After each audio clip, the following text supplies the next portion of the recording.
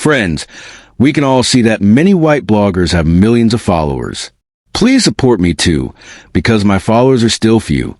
Black bloggers also deserve to be famous. My friends, let's unite and lift each other up.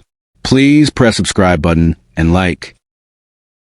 In the heart of Houston, Texas, Officer Maria Santos had spent 8 years patrolling the Harris County Detention Center. The night shift was usually uneventful, with most inmates asleep by 11 p.m. But tonight, an unsettling silence hung in the air, thick and oppressive. As she walked through the dimly lit corridors, her instincts tingled with unease. "Don't talk," a voice whispered from cell 47. Maria froze, her hand hovering over her holster. It was Marcus Williams, a lifer known for his quiet demeanor. He had never caused trouble, but tonight, his eyes were wide with fear. "Just listen," he urged, his voice barely above a whisper. "Why?" Maria asked, her training battling with her instincts. "What's going on?" "There's going to be an ambush," Marcus revealed, glancing nervously down the corridor. "3 of them are waiting for you. They have weapons." Maria's heart raced. She had heard of ambushes before, but this felt different. "Who?" she pressed, trying to maintain her composure. "Rodriguez, Thompson, and the new guy, Jackson. They've been planning this for weeks.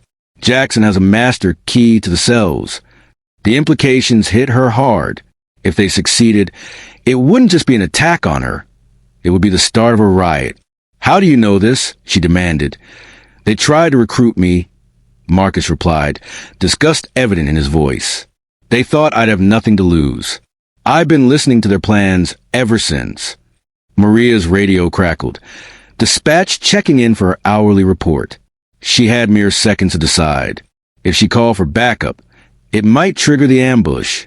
But if she didn't act, she could be walking into a trap. "Where are they?" she asked urgently. "Rodriguez is in the supply closet near the checkpoint. Thompson's behind the water fountain. Jackson's in the blind spot by the emergency exit." Maria's mind raced. She knew the layout well. The blind spot was a known security flaw, and if Jackson had a master key, chaos would ensue. "Why tonight?" she pressed. "Tomorrow, there's a prisoner transport coming in. They won't create chaos and escape during confusion," Marcus explained. Maria felt sick. This was bigger than she had imagined. "And they're targeting me because of my brother," she realized, recalling her brother Carlos's recent drug busts. "They know everything about me." "Exactly. They'll come after you again, even if you survive this," Marcus warned. Maria's hands trembled as she gripped her radio. "If things go bad, I need you to tell the investigators everything," she instructed Marcus. "I will," he promised, determination in his eyes. "But you're smarter than they think. You can get out of this." Maria took a deep breath, her mind racing. "Is there another way out?" she asked. "The maintenance tunnel behind the vending machines near cell 22. But you'll have to crawl through it," Marcus said. Time was running out. Maria glanced at her watch. 18 minutes until her next check-in. She had to move now. "If I don't make it," she started. "You will," Marcus interrupted. "You're tougher than they realize." With a silent prayer, Maria began to move toward the vending machines. Each step felt like a countdown. As she approached cell 22, she heard a scraping sound. Someone was awake. "Evening, Officer Santos," a voice called from cell 19.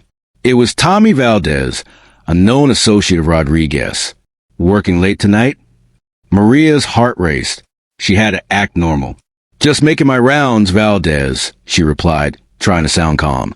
"Things are about to get interesting," Tommy said, his tone menacing. Maria pressed on, inching closer to the vending machines.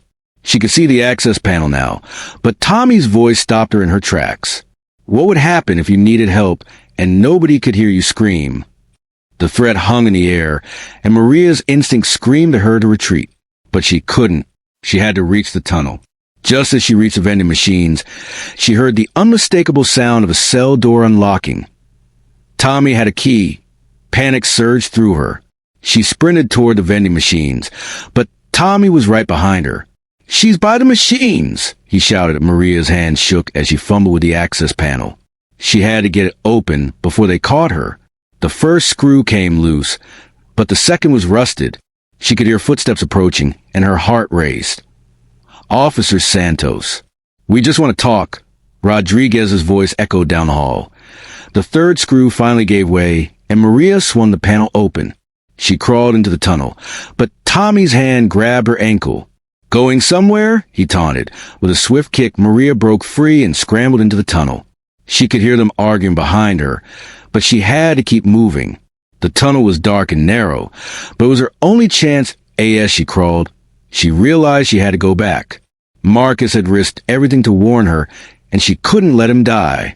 She turned around, her heart pounding as she retraced her steps. Emerging from the tunnel, she could hear Jackson and Tommy's voices getting closer to Marcus's cell. She had mere minutes to save him. Maria reached for her radio, but hesitated. Calling for backup would take too long. Then she remembered something Marcus had told her months ago during one of their brief conversations. He had been a soldier before his life went wrong.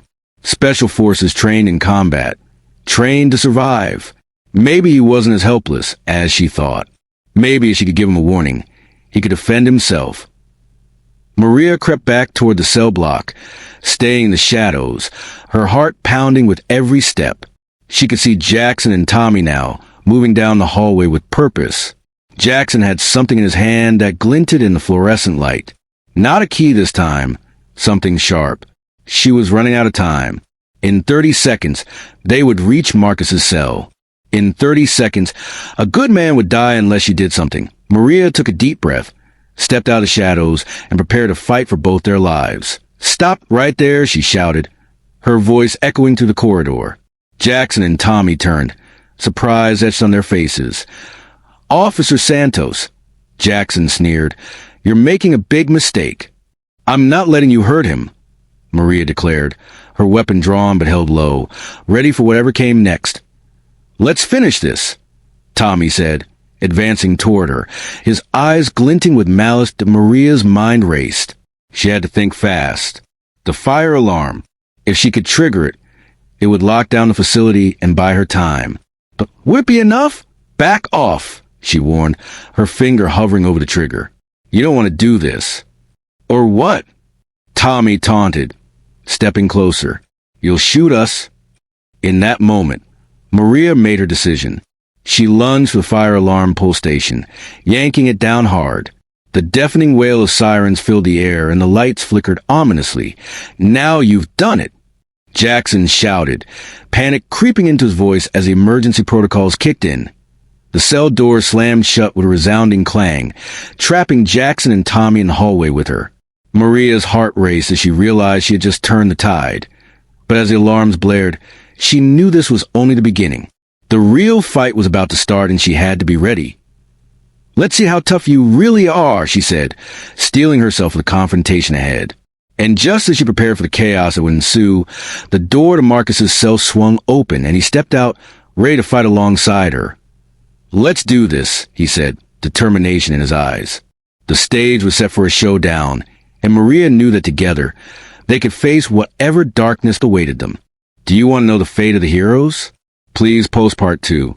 Subscribe to the channel and continue watching. Your opinion and support are important to me.